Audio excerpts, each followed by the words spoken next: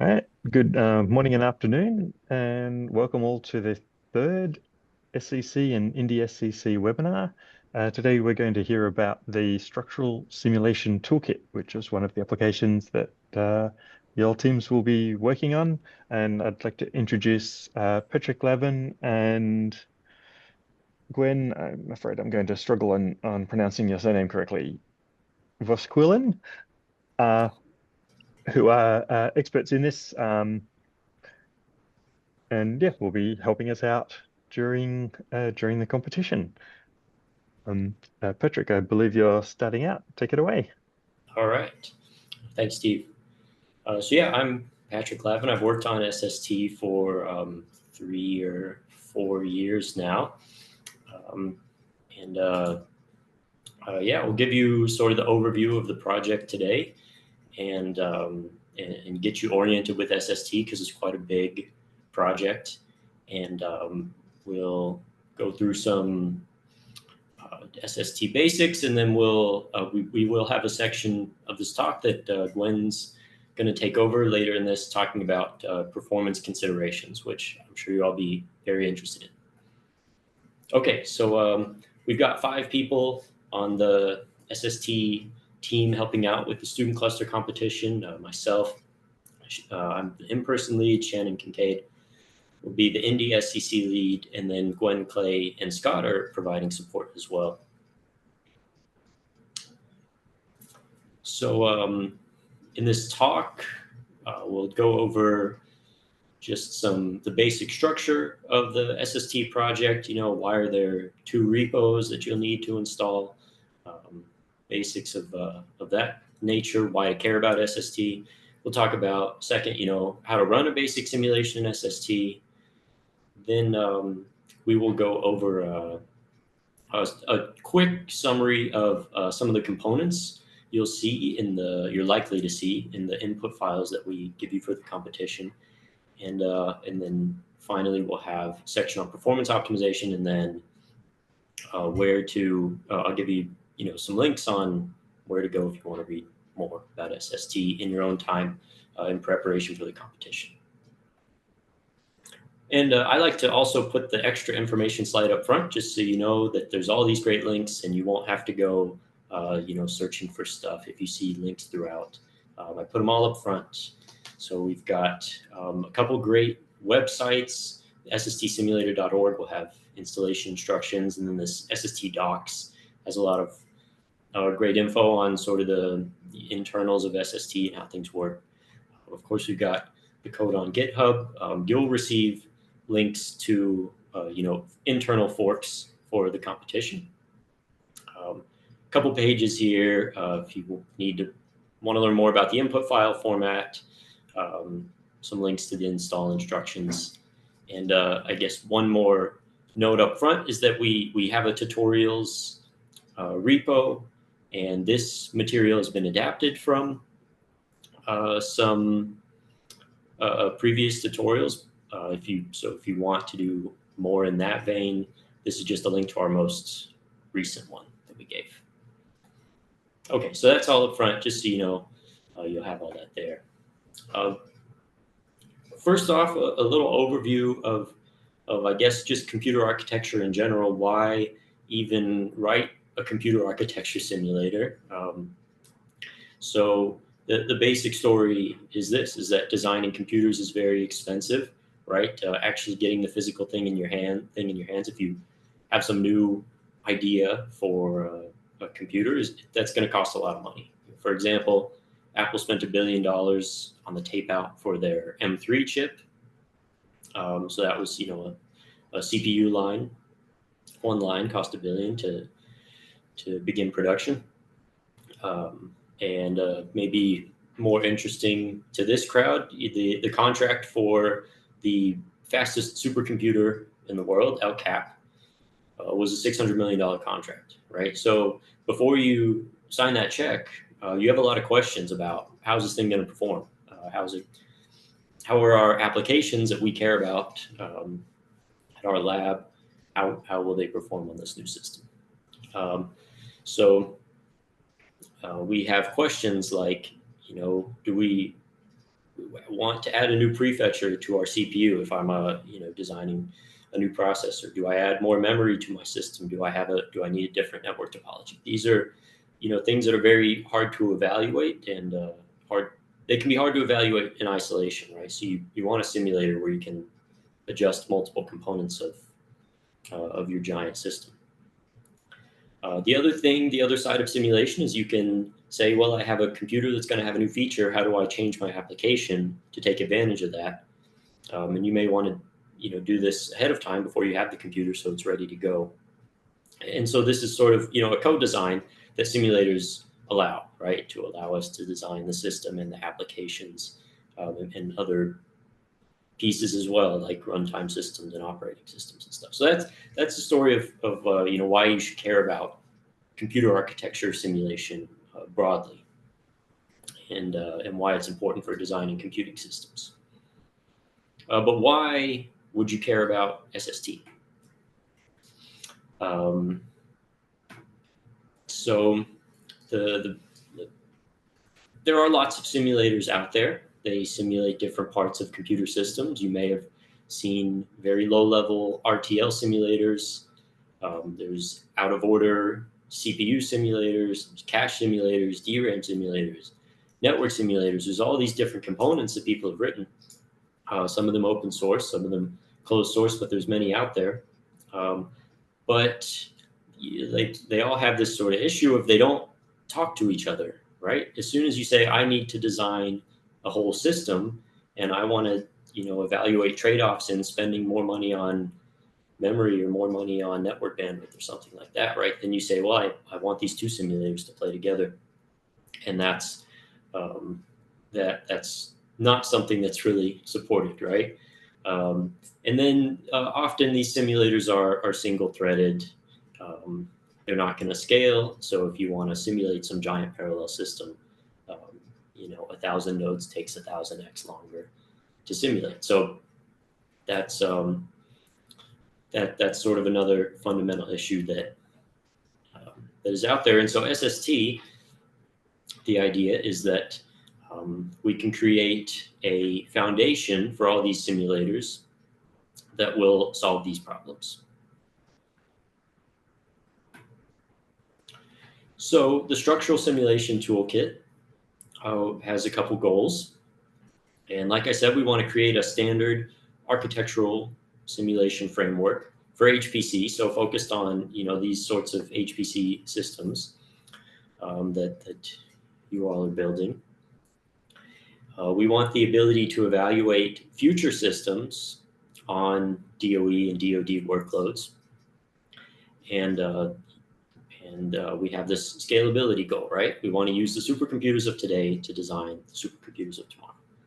And over on the right side there is just a number of people that we've worked with or that we know have used SST.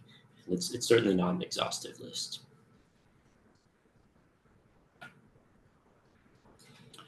All right.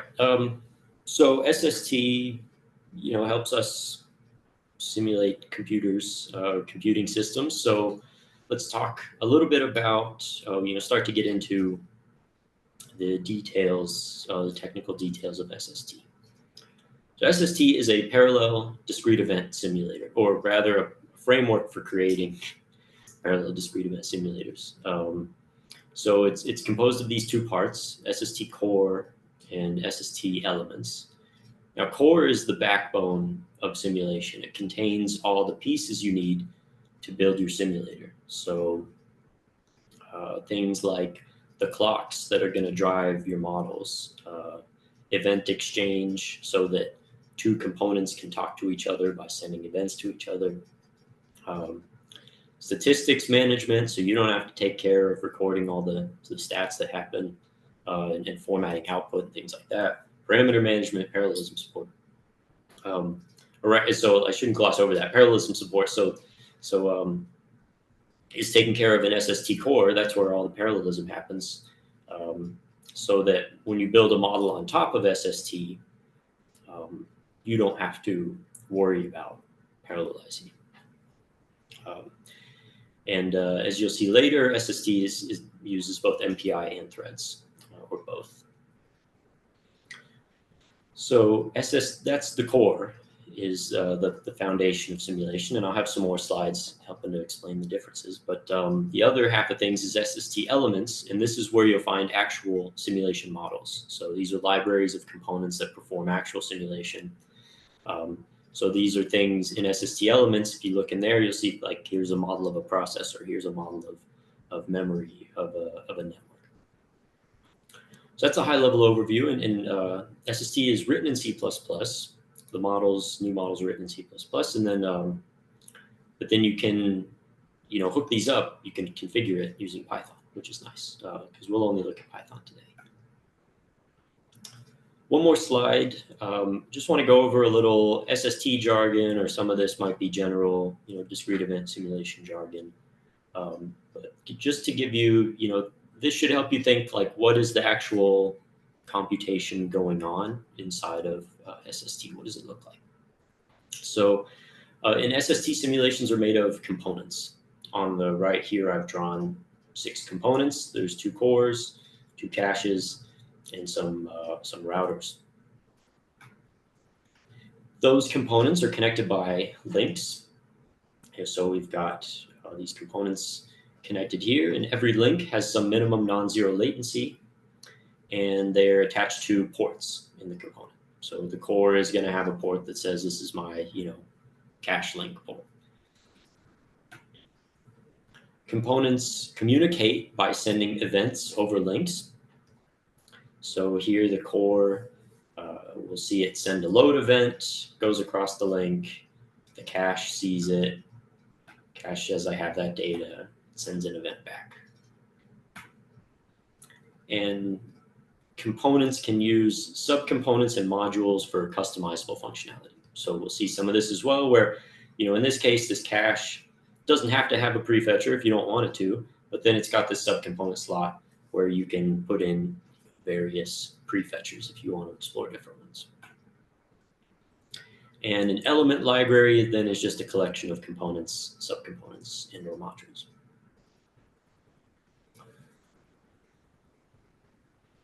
All right. Okay.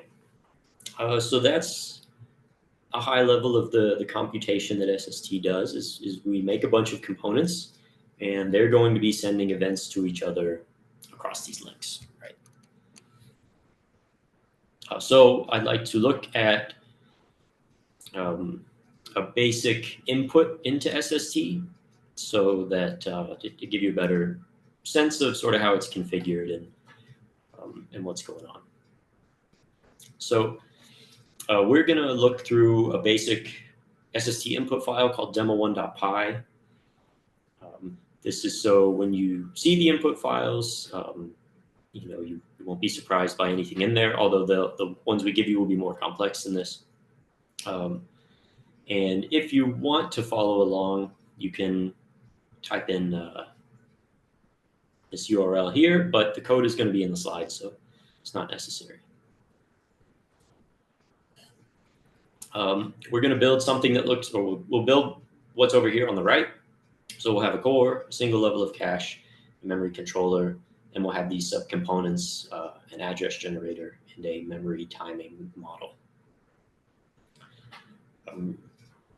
These components over here are going to come from 2 different libraries. So the Miranda library is going to provide our CPU model, and then the mem hierarchy model will provide our memory system components, which is a cache and a memory controller.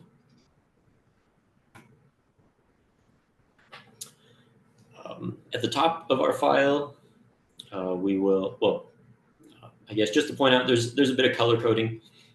Things in purple are part of the SST Python API. Things in yellow are user-defined strings, and then the reddish color is an SST argument. Over here on the right, you see the top of the file is always going to have import SST, and then at the top you can set any of these global options that can also be set on the command line. We'll see a bit more of that later. In this case, we'll just say, stop at 100 milliseconds. Certainly, this simulation should not go that long. We're talking about simulated time here, but we'll go ahead and put that so we have an upper bound. Okay. So the first thing is we need some components in our simulation. So in SST, we do that with this SST.component method. And so we will have 3 components. Those are drawn on the right. First one, we're going to name it core. So that's sort of for debugging purposes or for statistics output. It has a type. It's a Miranda-based CPU. So that's our CPU model. And we'll call the variable core. Then we need 2 other components. We need a cache, which comes from mem hierarchy. And then we need a memory controller, which again comes from mem hierarchy. So this is just 3 lines of Python here that gave us 3 components.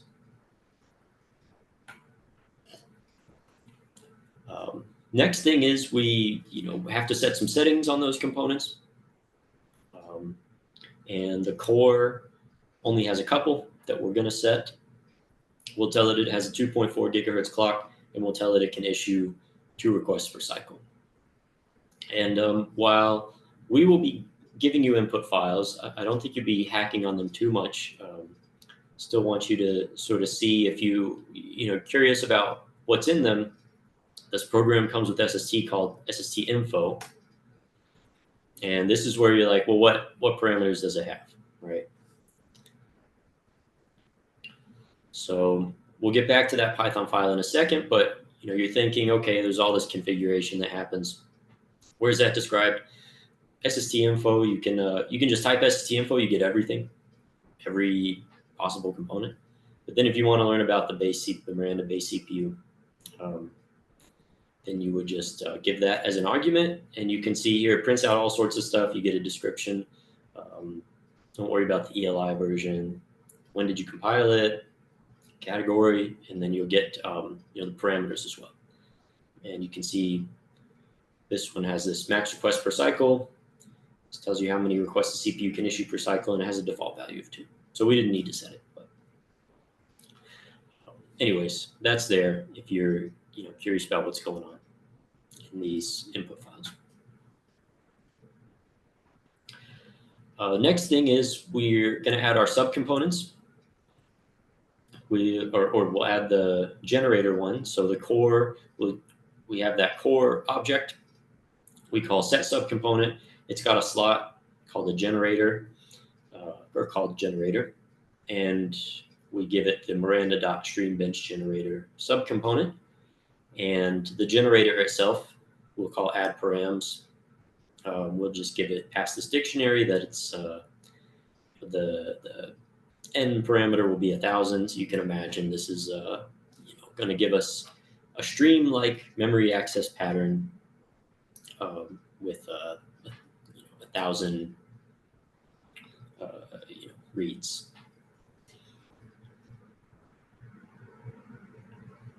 Okay, so we've got our core, and it's got its generator. This picture is a little wrong. I don't think we added this mem one yet. Sorry about that. Next thing is moving down to the cache. We'll configure it. It's got a number of parameters. We'll tell it L1 caches have this weird quirk. You have to tell them they're an L1, so we set that to true. We give it a frequency, an access latency, a size, associativity, replacement policy, coherence policy, cache line size. These are all standard cache line or cache parameters I'm sure you're familiar with. So you can set all of those and many more as well. Finally, down at the bottom of our configuration, we're going to add a memory controller. Or sorry, we're going to configure a memory controller. We already made it earlier. We'll tell it has a 1 gigahertz clock. Tell it doesn't have a backing. This just means don't store actual data. In this simulation, we don't actually need the values, so save a little compute there by not actually storing any values. And we'll give it an address range that it's responsible for. By default, the address range starts at 0. So this is going to say the first gigabyte of the address space is going to be, this memory controller is going to listen to. It needs a subcomponent. In SST, the memory controller doesn't actually simulate how long DRAM timings take. That's taken care of by this subcomponent called backend. We'll give it a very simple one. This one's called memhierarchy.simplemem, and you just give it an access time. So if you're familiar with DRAM, there are many parameters you would want to set, and that's available in SST. But simplemem is just to sort of get you running, and something that doesn't take a lot of configuration. But you can easily, set a different backend when you say, oh, my simulation needs more detailed DRAM simulation. Okay. Last thing is our components aren't actually connected together yet. So we're going to create two links. We'll have this first one called the core cache link, and then give it this internal name of core to cache. We'll have another one for cache to memory, and then we just call connect. So you can see here that we take our core cache object, we call connect on it, and it takes these two triples. So in the first triple, where you have the core object, it has a cache link port, and we give it a minimum latency of 100 picoseconds. And we do the same thing for the other side of the link. It is weird that they can have two different latencies depending on the direction. We don't really use that much, to my knowledge. Typically, these are the same value. But on the cache side, we say the high network 0 port is going to be go to the core. Similar thing for this other link. So we've got two links now. Everything's all connected together like we wanted on the right. Now, when you run SST, we'll give you this input file. It'll be something.py. And the most basic thing you'll want to do is you'll just say SST. And this will run it on one rank, on one thread. And the only output you get by default is what was the simulated time.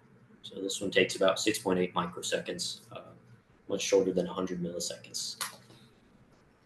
But the whole point of simulation is we control every detail of what's going on. So we want a lot more information. So SST provides statistics. All the elements you've seen already have statistics that can be turned on. And this is just, we're going to have this set for you so that we get the right information out of these simulations. But in case you think you need to know more, these are some of the commands you can use. So we can tell it we want CSV output. So SST, you can see, has these various output types. So in here, in this example, we'll set it to CSV. We can give it a file path. SST has load levels, so certain statistics will be enabled. They're all given a level by default, or they can be enabled individually, or you can enable all stats for all components. We're not going to dive into that too much right now, but those are there if needed. So that is how you run a basic SST simulation with some simple pieces, right? Next, what I wanted to do before we get to sort of performance optimization stuff is talk a bit about a few more pieces that you're very likely to see in the simulations that we ask you to run.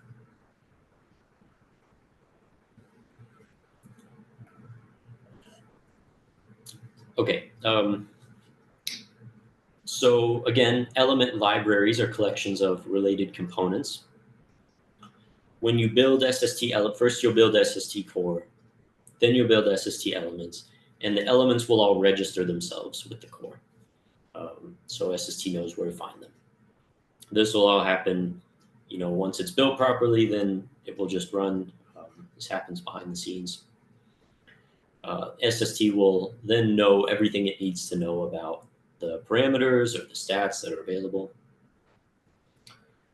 Like I said, SST Elements provides this set of libraries. There are processor models, network models, memory models.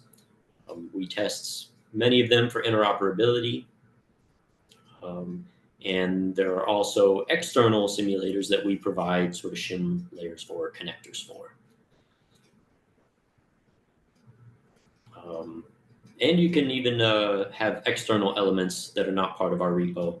We won't worry too much about that today, but it is possible. Here's a very long list. This is maybe almost exhaustive of the things that are in SST Elements. And so we have many processor models, memory subsystem models, network drivers, network models, accelerator type models, some other stuff. We're going to take a very brief look at the 4 in green. So one processor, the memory model, and then 2 related to networking.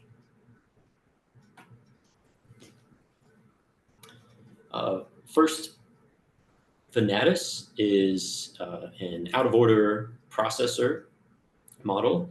It can do MIPS and RISC-V instructions. This is pretty detailed model, so you can configure microarchitectural details like instruction fetch, decode, retire rate, ROB size, branch prediction. So those are things that'll be configurable. It allows multi-threaded cores, and to cross-compile for it, because you likely won't be running, I don't think you'd be running on a MIPS or RISC-V machine, and also SST won't run on those machines. Muscle libc is used to cross-compile the binary. If you want to run hello world in your simulator, then it gets compiled with Muscle, and then Venatus can run it. And it emulates system calls because your program is going to need to do things like open files or print to standard out and stuff like that. So Venatus will handle common system calls. So that's Venatus. So in the same vein, you're thinking about simulating a single node here. You have your processor, but it's going to need caching, right? If you're going to simulate any sort of modern system. And mem hierarchy is an element that has many components for the memory system. So you're thinking of things like you need some caches, you need directories, memory controllers, scratch pads, interfaces to the NOC so that you can send your memory traffic across a network, buses. So that's mem hierarchy. You already saw 2 or 3 components from that in the simulation we just looked at. These are all cycle level simulations here. And mem hierarchy is very flexible, can model all sorts of modern cache memory subsystems. Now, moving away from thinking about just a single node, let's think about something a bit bigger. Merlin is the, I would say, most complex, most configurable network simulator available in SST Elements. And what's in Merlin are low-level networking components that can be used to simulate high-speed networks or on-chip networks. So it comes with a high-radix router model, HR router, and then it comes with a bunch of built-in topologies so that you don't have to go and hook this up yourself, right? The SST config file will just say something like, I want a fat tree with so many levels and this amount of bandwidth between levels, stuff like that, right? So every Python input doesn't have to describe how to connect that. But that's just the low-level stuff. That's like flits moving around.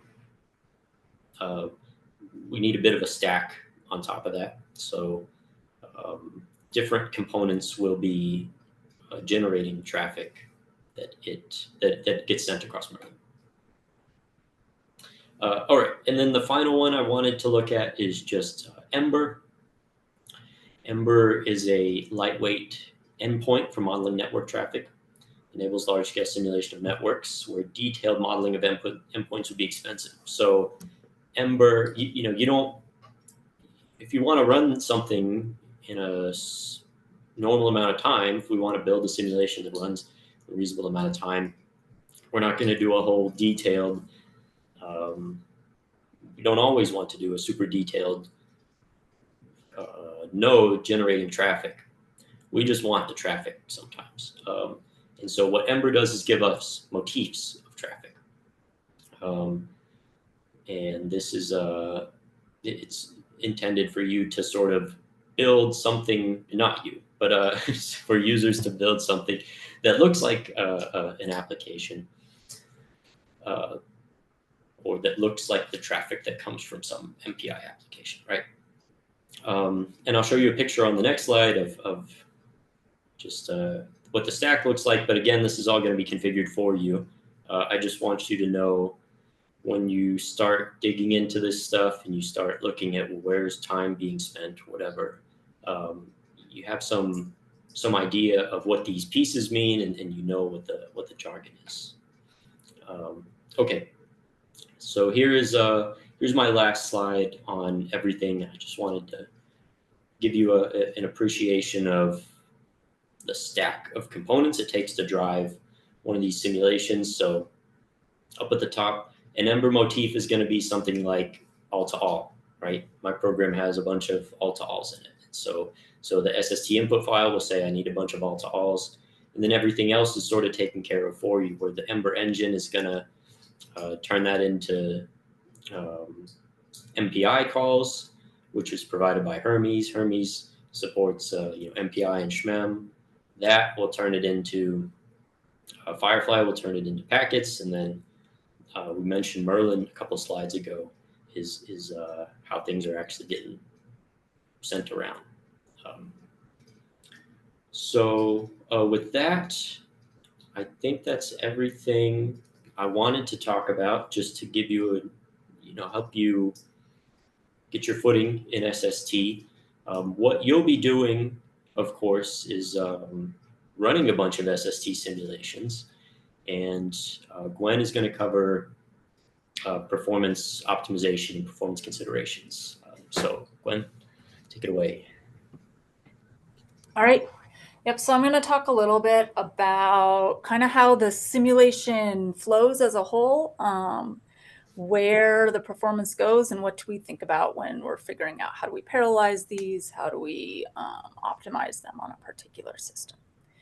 So next slide. So we talked, or Patrick talked in the beginning about how we have this structure where components are connected by links. We kind of described this structure in our Python input file. You can think of that structure, components connected by links, as a graph, right? We have our components are our vertices and our links are our edges between them. And so SST actually thinks about this as a graph. What we can do then with this graph, and on the right, there's this picture of, 8 components that are all connected by links. We can run that graph in a serial manner where we're, run component 0 and then run component 1, 2, 3, 4, and then, exchange events between the components and then run each one again. Or what we can do is we can break that graph up by partitioning it. And put some of the components on some ranks and some on others. And we can do the same things with threads. So that's what we do. So when SST is parallelizing, it's parallelizing at this component granularity and putting different components on different ranks and threads. The question is, how do you come up with a good partitioning that's going to be performant?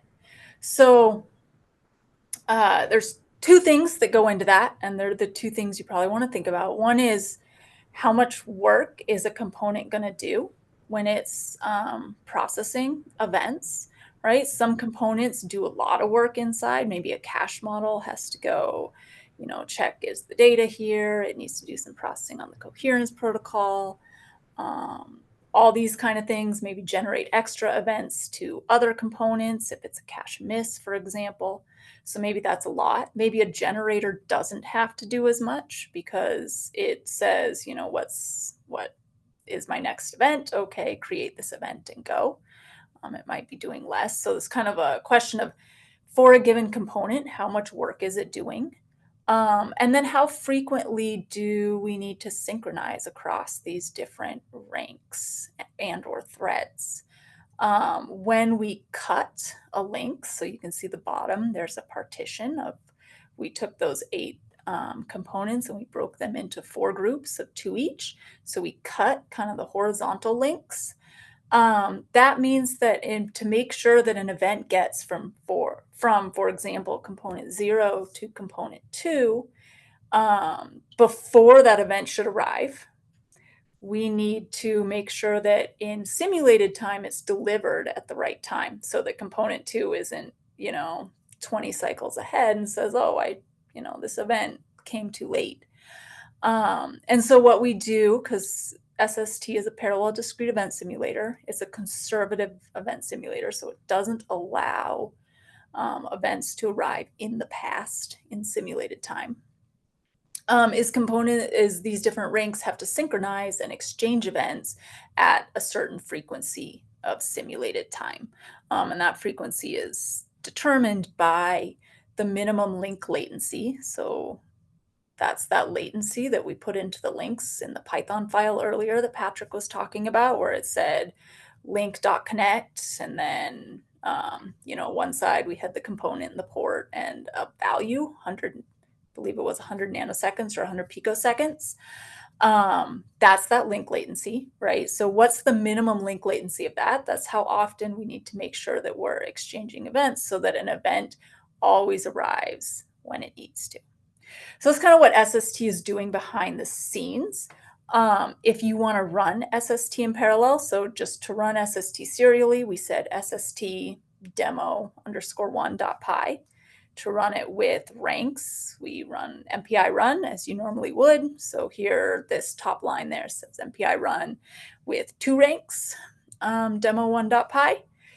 You can also run SST with threads only. So you can do SST-N2 to run with 2 threads. You can combine them as well. So you can say MPI run SST, and then run with this number of threads. If in the demo, if you try this, there's only 3 components, right? There's that core, cache, and memory. And so SST can only put one, separating at a granularity of components. So it can only have up to 3 separate, 3 components. And so this has 4, 2 threads times 2 ranks gives us 4 simulation processes. And so you'll get a warning if you run the demo one, but it will run. Typically you want, more than 1 component per partition.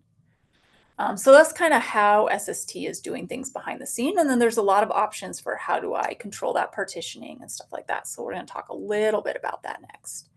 Next slide. Okay, so there's that command line at the top, your MPI run, SST-N, however many threads in your input file. SST has several built-in partitioners that come with it. Patrick mentioned the SST-info command. You can run SST-info SST to see a lot of the built-in capabilities that are there. It's going to list, if you run that, it will list at the top several partitioners that are available. I'd encourage you guys to play around with that and kind of see, how different ones perform and what they do. Linear is the default. That's just going to chunk up your list of components and, give the first chunk to rank 0, thread 0, the second chunk to rank 0, thread 1, the next chunk to rank 1, thread 0, and the last to rank 1, thread 1, for example. Round robin is going to be similar, but it's going to skip skip between them and apply them that way. There's a self-partitioner, which requires you to go into that Python file and assign each component to a particular rank. And then there's a simple partitioner, which uses a weight and a best guess to try and cut, links that are that'll be better to cut. So we talked about partitioners. So generally what you want to do is you want to try and load balance your compute intensive components, your ones that are going to take, more work across your threads and ranks, and maximize, how much work can be done on a partition between those synchronizations, those exchanges of events over the links. So those are kind of the two things to have in the back of your mind when you're thinking of partitioning. So next slide. All right, so the next, I guess I have 2 more slides, including this one. So what we're going to talk about is, how do you look at performance of SST? What parts of the simulation take more or less time?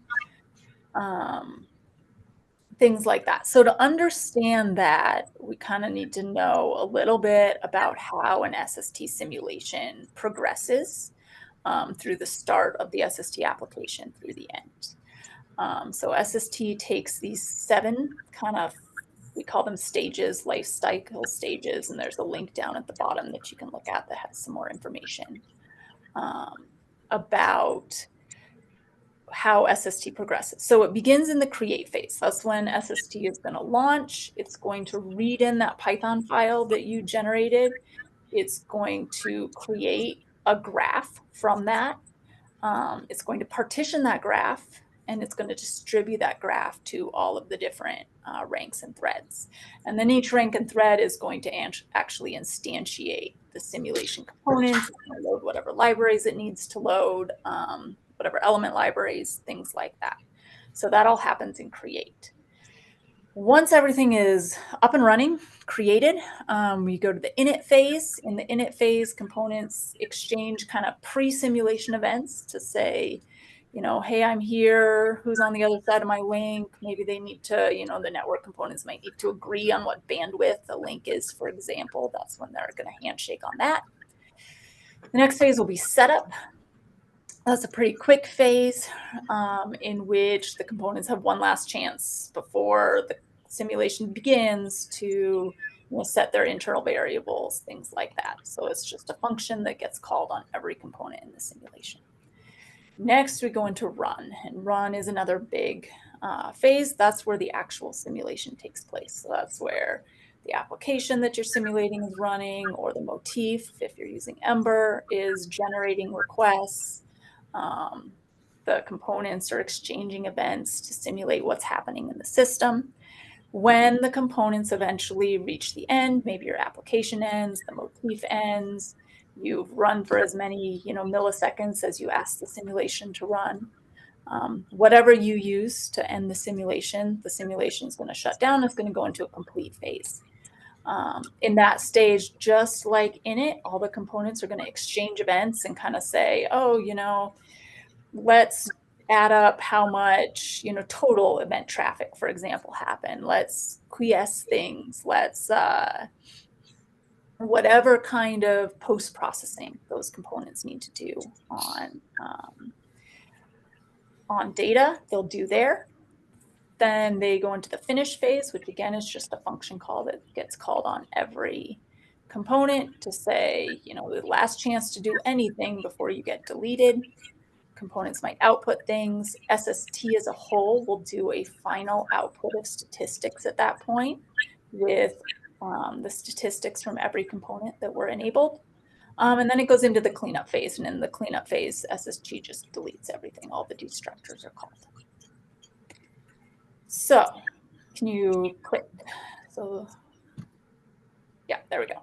So the 2 big ones that generally take the most time and memory are create and run. If you're profiling SST, you'll see this.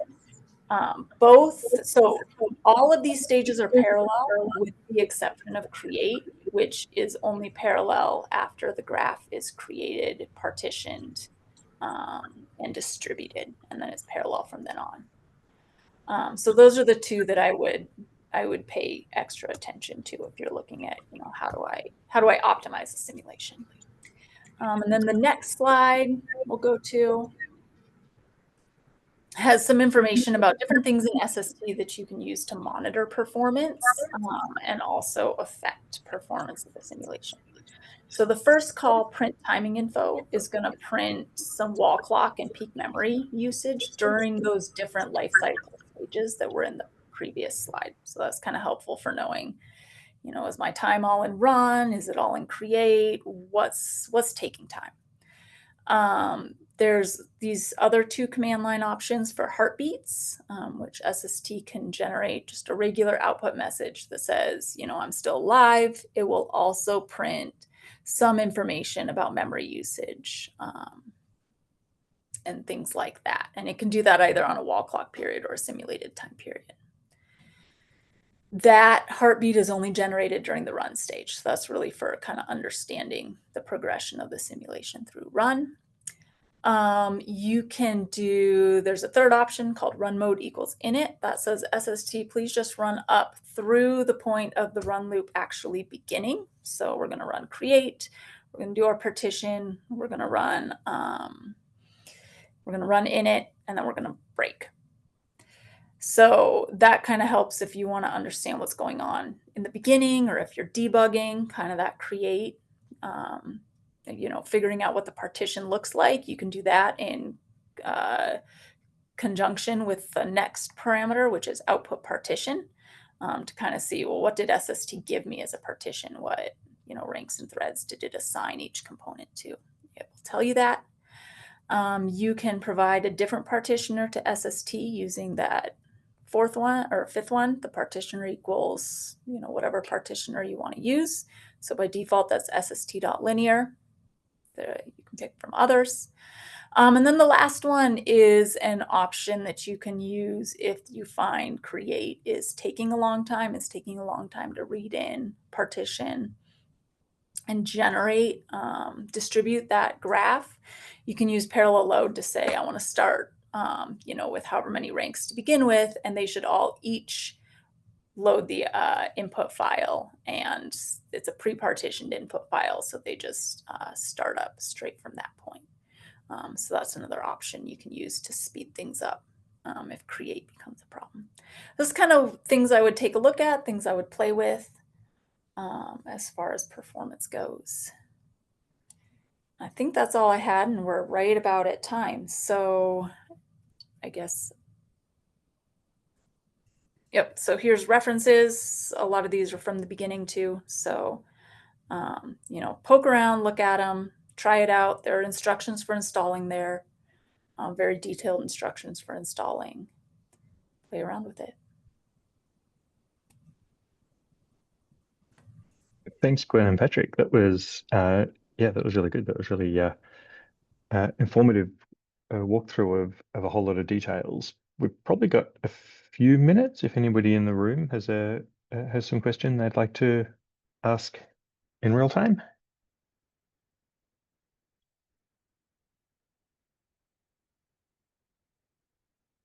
While people are thinking about potential questions, so we'll post this recording and slides fairly soon on the SCC and IndySCC websites or website. You will also very soon get an invite via your GitHub handles to some repos that we're setting up with clones, Git clones basically of SST and the climate emulator and other apps. You'll be able to use those Git repos as a both for accessing the code, as well as it's a clone of the official webpage, official download site, but also the issues sections of those GitHub repos will be good places for asking questions that are particularly focused around the SCC and IndySCC tasks and getting the apps up and running on your clusters and on Jetstream. So watch your email. You should see announcements about that in the very near future. I see a question in the chat from John. Are there example config files that represent real systems or common application types or workflows? I guess this is about larger than the small examples.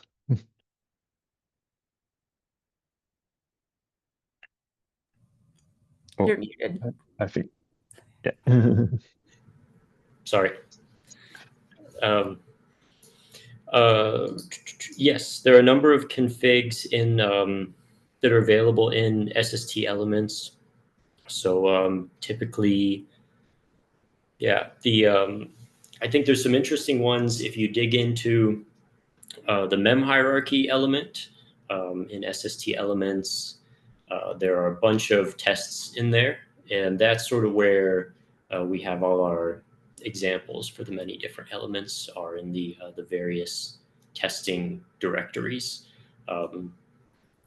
There's also, I guess if you go to that tutorial I went to, there's I think there's a large Venatus example in there.